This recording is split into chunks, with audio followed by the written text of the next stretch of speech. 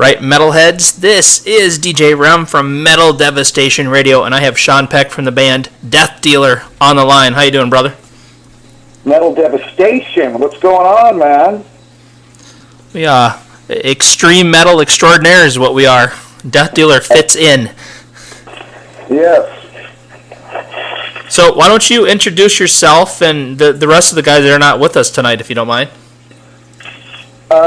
I'm Sean Peck.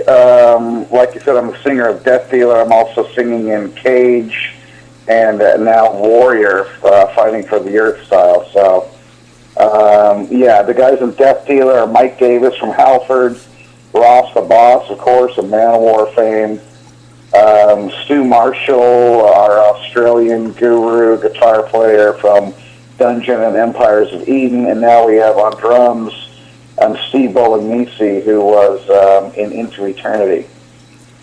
Very cool. And you did vocals on some stuff with Empires of Eden too, right? Yeah, that's how Stu and I met. Yeah. He was kind of a fan of Cage, and he asked my manager, hey, could I get him to sing a song on the album? And then we started talking on Skype, and we really just hit it off, man. And when I did that first song, it was called Total Devastation on the Empires of Eden album, I was the only guy that kind of really wanted to rearrange the song. All the other singers he used kind of just took what he wrote and ran with it. And I, got in there like I always do and started hacking his song up, and he really thought it was cool, the ideas I came up with. And then we, started collaborating, and then we were talking, and then let's do more songs. And next thing you know, we're in a band, and we just did an incredible, Eastern European tour together. Nice, very cool. Yeah, I talked to Stu back when that Empires of Eden album actually came out, so that was pretty cool. He's a cool dude. Yeah, he's like one of my best friends now. It's just crazy how metal just can take your life on a whole other direction. I mean, I was just on stage with him in Moscow in front of 5,000 people. So that's awesome. Who would have thought, a Skype call turns into this monstrosity that we got Death Dealing now. Yeah, and look at all the different projects you guys all have going. I mean, something with metal bands, just people tend to come together a lot better, I think. Yeah, everyone in Death Dealer was very like-minded. I mean, I tell the story when we wrote the War Master album. I'm writing songs with Ross the Boss, who's like a legend, and all these other guys have a huge pedigree. And I thought there was going to be a bunch of disagreements, man. And it was just like, yeah, that's cool, yeah. And then everyone agreed on everything. There's really no conflicts in the creative process, and I love the album. The album is so strong, and it's really cool how it came out like that. We all just have a love for that classic metal style. Yeah, and I saw, I can't remember who posted it, but I saw a post on Facebook from one of the guys in the band saying that they'd put this album up against anybody, and I'd agree. It definitely is right at the top. Yeah, and we're almost done with the new one now, so Sweet. Trying to top War Master is not going to be easy, but we are going to give it our best shot for sure. Well, and I want to thank you for taking the time to call me. I've been trying to get an interview with you guys for this band particularly for the last, I don't know, some the day it started basically. Okay, cool, man. So Lords of PR hooked me up. Great guys. Yes. So what got you guys and brought you together to do the whole Death Dealer thing? Well, there's kind of I was going through there's a personal backstory to the whole thing that I'll probably one day reveal. That's really it had to do with kind of I'll let a little bit of it out. I haven't told anybody this yet. So you're getting a little exclusive backstory of this, but there was kind of a breakup of some guys that were in Cage. Cage just had 3 members leave. Me and the original guitar player, Dave Garcia, are still in, and we have 3 new guys now. It was that part of what was to be a breakup that motivated Stu. Thought I was kind of being not disrespected, but that's the best word I can use for it, but it was more of not in a professional way, more in a kind of a friend way. And it just kind of irked Stu. And so Stu was watching, one of the Underworld movies one day, and him watching that movie and him being irked at the soon-to-be ex-members of my band Cage. He just calls up one day and goes, "Mate, we want to make a band called Death Dealer. The hell with this, And I'm always like, take the easy road and don't ruffle anyone. So they're like, "Oh, no, it's cool, man." It's like, "No, mate, it's not right. It's not fucking right." And so, he's like, he was watching Underworld, and they're called the Death Dealers. I'm like, there's got to be, another Death Dealer. And the only other Death Dealer was some band in like '83. And the trademark for the name was available, so I'm like, "Oh, that's a badass name, man. I can't believe it's freaking Death Dealer's available." So we just started, I said, "Well, you and I could, of course, write an album and do it." We probably had written 6 or 7 songs with each other at that point. And he just, I said, "Well, why don't we, try and go supergroup style and get some dudes that are going to draw more attention to it if we're going to launch something new than just Sean Peck and Stu Marshall. Let's try and get some people that, can draw some attention to this." And so it was like a fantasy football thing. We just started like going, "Well, who can," we started with the bass player, like, who's a bass player that like anyone will give a shit about besides Steve Harris and Tom Araya, and then Stu had just come down and visited, and he was just hanging out with Mike Davis, who, was in Halford, and, that's the kind of the genre where we're at. And we're like, "Well, Halford's bass player, and you were just hanging out with Mike, and he was in Lizzie Borden." And so we just called him up out of the blue. I called him up. I'm like, Stu gave me his number, and I'm like, "Hey, you don't know me. I'm friends with Roy Z. Do you want to be in my band?" And he's just like, "Yeah, man, let's do it." So like, Nice. I go back to Stu. I go, "Dude, I just called Mike," and he says he did. So we just kind of started laughing. It was kind of joking, and they're like, "Well, man, who can we get for drums?" And then they're like, "Well, we were just hanging out with Rhino in frickin' Vegas. Let's call him." So I called him up. It's like, "Man, yeah, that sounds cool, man. Let's do it." And then I called Stu back, like, "Dude, Ryan, this is all within 4 or 5 minutes, this whole thing. I'm just making calls." And I had been talking with Ross on Facebook a lot. I never met him, never talked to him before. And, I was like, "Look, can we get KK Downing?" Like, that's probably too much of a reach. But, Stu said, "Well, what about Ross?" I'm like, "Well, I could probably get his number, man." I chat back and forth with them. They were still off of it. And Stu was a humongous Manowar fan. And so I called up Ross, and he's like, "Rhino's in the band? Yeah, let's do it." And so that was it, And since then, Rhino has left the band. But it was cool because we were on the Metal All Stars tour. We were hanging out with Rhino, and he actually got up and played Hail and Kill with us in Istanbul. So it's all on good terms. But that's how it came together. And it was just, I called back Stu. I go, "Well, we got a band now, so I guess we better write an album." And the rest is history, as they say. Okay, well, very cool. Well, thanks for sharing that. I appreciate that. So, what is next for Death Dealer? What's going on? Well, we just, like I said, did this incredible tour, the opening for the Metal the Metal All-Stars was, Max Cavalera, Zach Wilde, Joey Belladonna, Udo, the dudes from Shadows Fall, and a bunch of other players. But, and it was mostly Eastern Europe, 10 shows, arenas, and we just did 45 minutes prime time in front of 3,000 to 5,000 a night. So we've really taken the fast track. I mean, we had only played 4 shows in our entire career. So shows 5 through 14 were in front of 3,000 to 5,000 people. It's just like we did a festival tour or something. So we've been on the fast track to glory, which has been great. It was an incredible experience, and we really did well. And the tour was so last minute that we weren't on very much press at all. That we weren't on the flyers.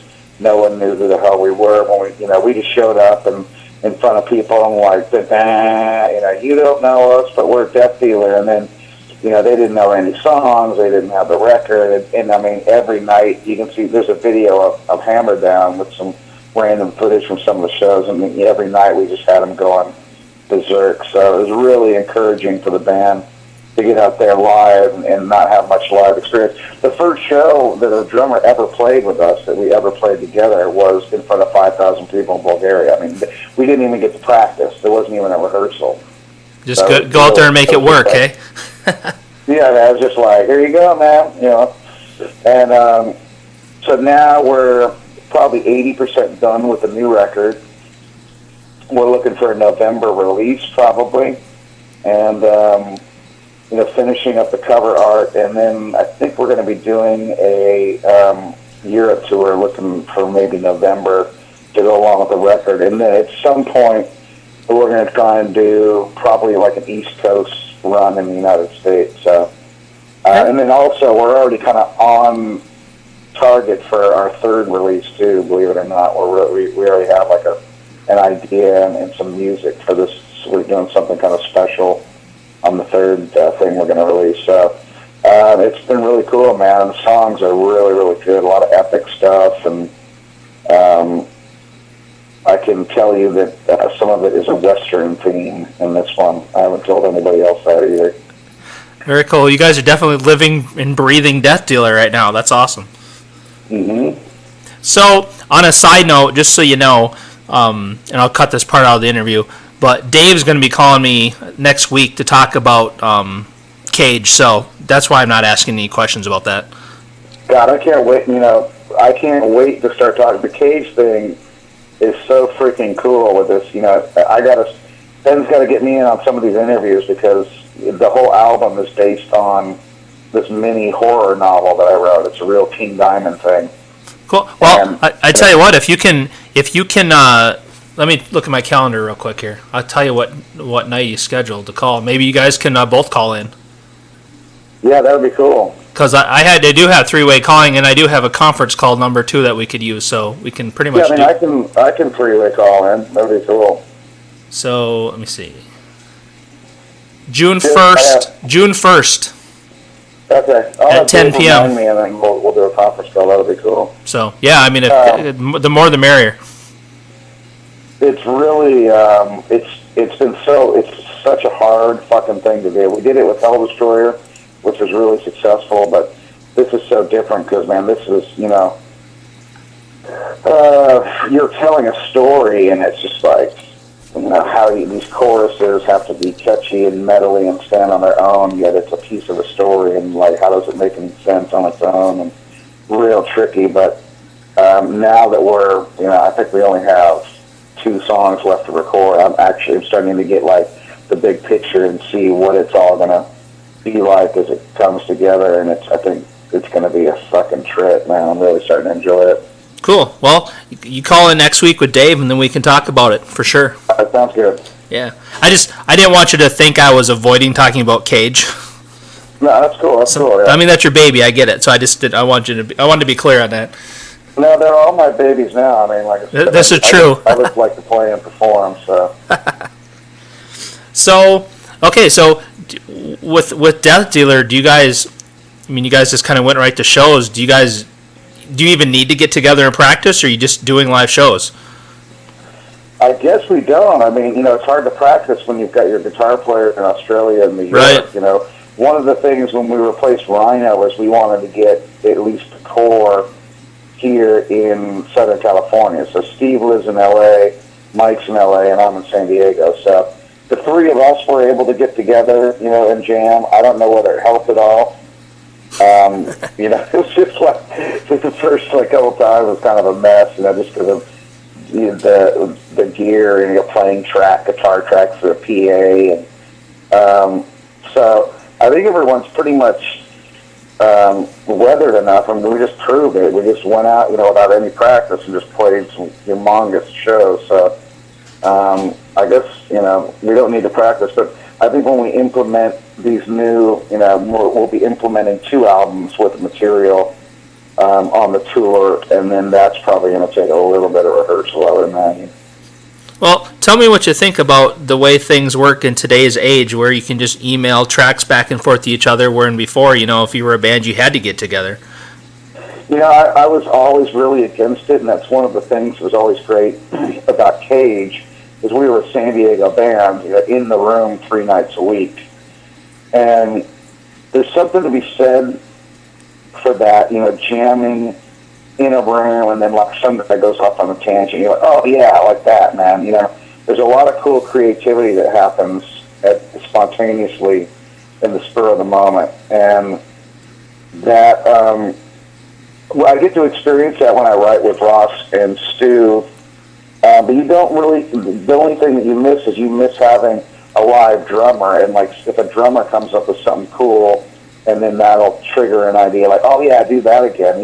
We don't get that because we're dealing with loops on the computer. The cool thing about working with Stu is he's a producer. He's actually producing the new Cage record, and he'll just we'll be writing. He'll come up with a riff. I'll come up with a vocal. We'll go, yeah. He'll lay it down in literally like a minute and a half, and we'll have and then email the song to everybody in real time. So you get like instant gratification. I mean, you just get to hear it, with the quality that like most people would call their finished product, and you just wrote this little piece, and you get to hear back the composition, and it's just so quick. It makes writing, really fun when you can hear, a high quality version of what you just came up with. So that's the one good part about it. But yeah, we were talking about on our leather jackets being like NASCAR drivers and having Skype and like boxer patches, like we're sponsored by them or something.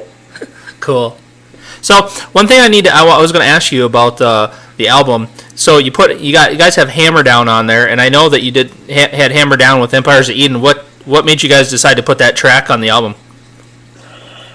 Well, Empires of Eden, this is limited exposure, and the track was so good. Yeah.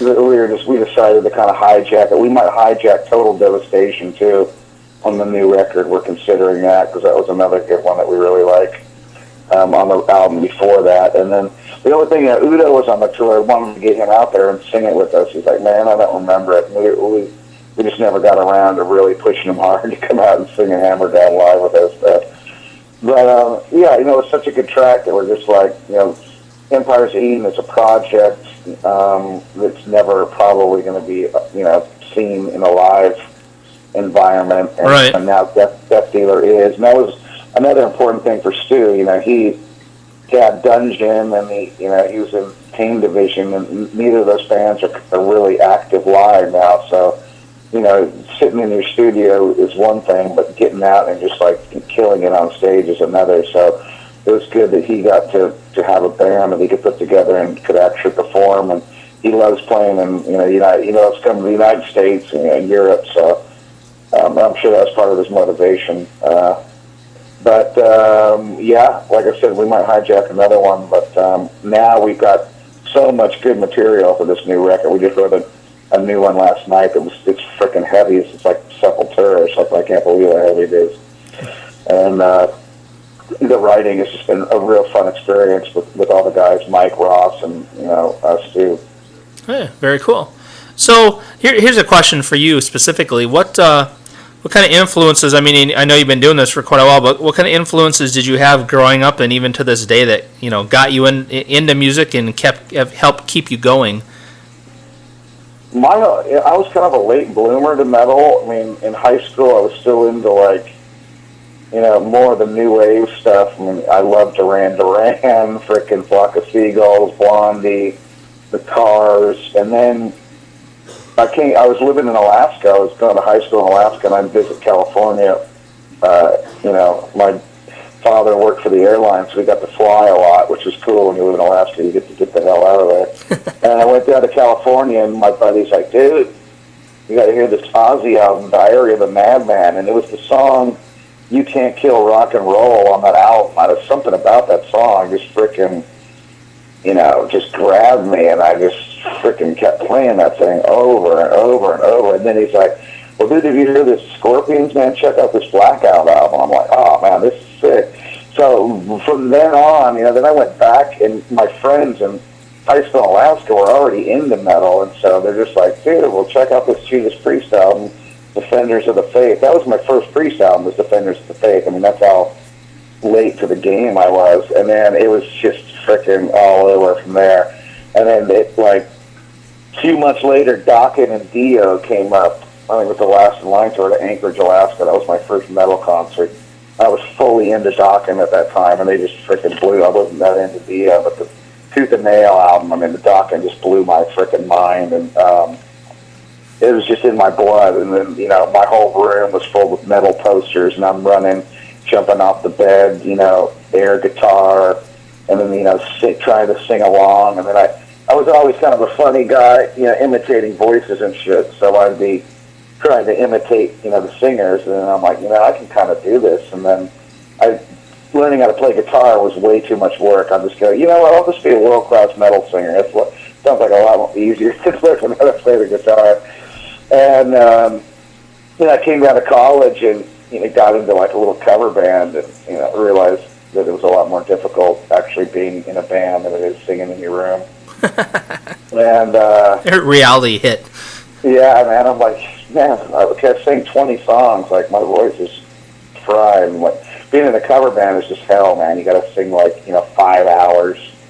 And so then I got into, you know, we started playing this funny story in my early roots, because I was in this cover band playing these fraternity parties in San Diego State. It was just like thousands of people. I mean, it's like some of the biggest shows I've ever done in my life. And we're up there, we're just like a horrible freaking hack band playing, you know, we were playing like Louie and the Beatles and whatever, you know, whatever party college songs there were. And then, you know, we bust out the Trooper, you know, in the middle of it, and 5 drunk dudes would get up and bang their head, and everyone else would go, oh, that's horrible. But, you know, then I got into an original band, and we started playing original bands with this cover band, and it was funny because we'd play all these clubs with some really serious, you know, metal bands that were just like amazing local. The local scene back in the day in San Diego had like some really good bands, and we would play these shows, and, you know, we looked like hell, totally unprofessional, and we'd play like half covers and half originals, which is totally not the way to go, you know, in that realm. But the promoters wanted us because we drew a ton of people because we were with the college, you know, and the promoters didn't care what we sounded like as long as we were packing the club. Right. But all these other serious metal bands were just like, these guys are so shitty, man. Why are they drawing all these people? I just think back and just laugh at how horrible we were, and we had just packed the place, and these other bands that were just like amazing metal bands are just looking at this hat band going, why are all these people here to see these freaking schlubs? So that's just a little side note. It's kind of funny. Yeah, very cool. So, before I forget to ask, because I will if I don't, so I'm looking at the Death Dealer, the War Master cover right now. Who designed the artwork for you guys? Well, I've used Mark Sasso for a while now. He's doing the new Death Dealer. He did all the Cage. He did a lot of the Halford stuff. Dio, Killing the Dragon, Master of the Moon. He's done all the Dio, you know, reissues, and he just did that Dio cover where the tribute album with all the, you know, the pic images of the guys running at the camera. So he's getting pretty well known now. But yeah, Mark and I are real good friends, and we can't call each other because whenever we call each other, we're on the phone for like 3 hours talking about action figures and comic books and movies and crap. So yeah, he's doing the new one, and he's doing the new Cage too. So very cool. Yeah, his artwork's badass. It's very cool.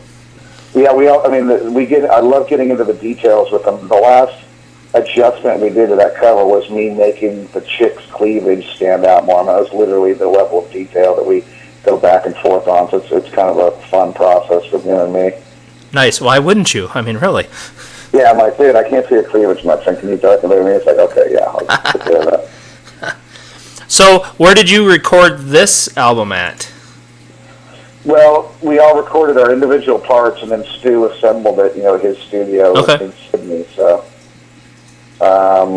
you know, we all recorded the tracks at the studio or our home studios, and then had him assemble it and mix it.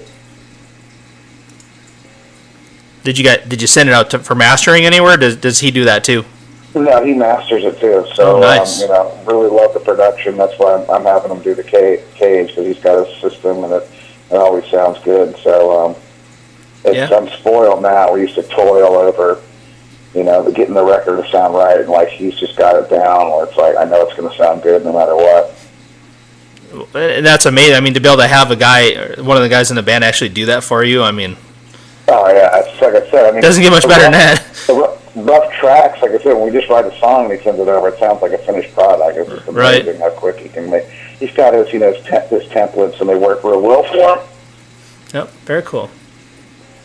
So, if I grabbed your iPod or MP3, however you listen to music, what music would I find you listening to right now? I mean, I'm one of these guys that, like, when you go, hey, what kind of music do you like? Oh, I like everything. I hate it when people say that. I only listen to metal pretty much.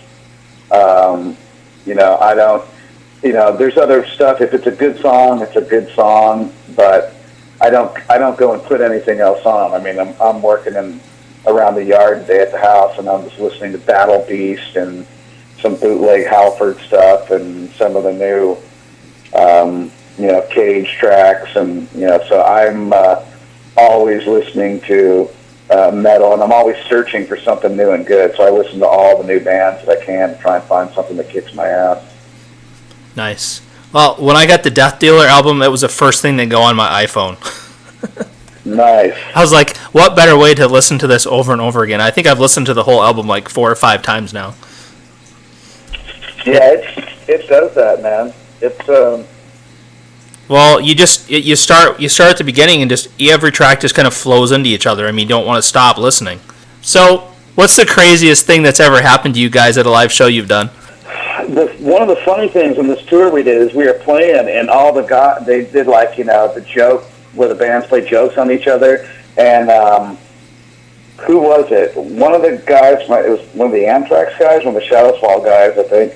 It was the singer Chip Ryan from the singer Shadows Fall. And this other guy, they came out in like tinfoil masks. They did an incredible job. They made like these tinfoil swords and shields and masks, and they looked so good. And they came out and did like a fake battle. Like we're playing in the middle of the song, and also these guys run and like attack us with swords, and we just jumped right in. They had this big battle on stage. It was pretty funny. I got to find the video of that because that was definitely a memorable moment. Like stabbed them and kicked them in the balls and shit. And it was a classic moment. That was a good one. Awesome. All right, now I have the most important question of the interview, so I hope you're ready. Which one of the guys in the band Death Dealer spends the most time in front of a mirror before you guys go on stage? Oh, wow. It'd probably either be me or the drummer. The drummer is just, Steve Bolognifi is just a chick frickin'. That's all he has on his mind is chicks. And he was utterly amazing on this tour. I mean, he had, like, you turn around and he just had some new girl with him. We're like, how the hell does he do it? He's picking them up on the plane, picking them up in the lobby, picking them up just going into the crowd and bringing them back. And he really knows, he needs to write a book on how it's done, like how to be in a band and get chicks. Because, I mean, there wasn't anyone out of all those 30, we had like 30 people in our crew, all rock stars. And he was just a machine. It was a sight to behold. But he kind of looks like Adam Levine a little bit, so I think he's got an unfair advantage. But yeah, I'm the guy. I like to look and make sure that I got my whole superhero outfit on. So I might be a close second. Yeah, I dig your long coat. Who made that for you? I got that in some place in Nuremberg. It's a one of a kind. I haven't seen it again, and I just tried it on as a joke, and everyone's like, "You got to get that." So. It's been my signature. Everyone whenever I play, they're like, "Did you bring the coat?" And I'm like, "Yeah, I brought the coat." So nice. It looks metal, so why not, right? Is there anything else you'd like to tell the world, anybody, the people that'll listen to this interview? Anything that I have not asked you want to make sure people know about Death Dealer?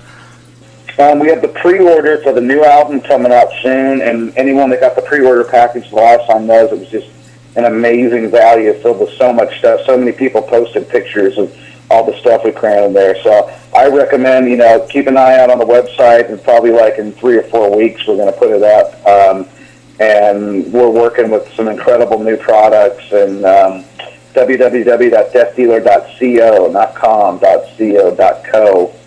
And we always love hearing from people on Facebook too. We love talking to the fans. So just say hi to us, and hopefully we'll be seeing you live, because we're a lethal unit live. Okay, well, very good. And if you end up my way, and I'm in Michigan, if you come my way, I'll be looking for you guys. So love it. My whole family's from Michigan. That's very cool. Very nice. So thanks again for taking time to call in. I really appreciate it, and good luck to you guys with the next album and the next tour and everything you guys got going, and good luck to you with everything with Cage, and hopefully I'll be talking to you next week about that. Sounds good. Thanks for having me, man. I'll talk to you soon. Yep, take care. Bye. Bye.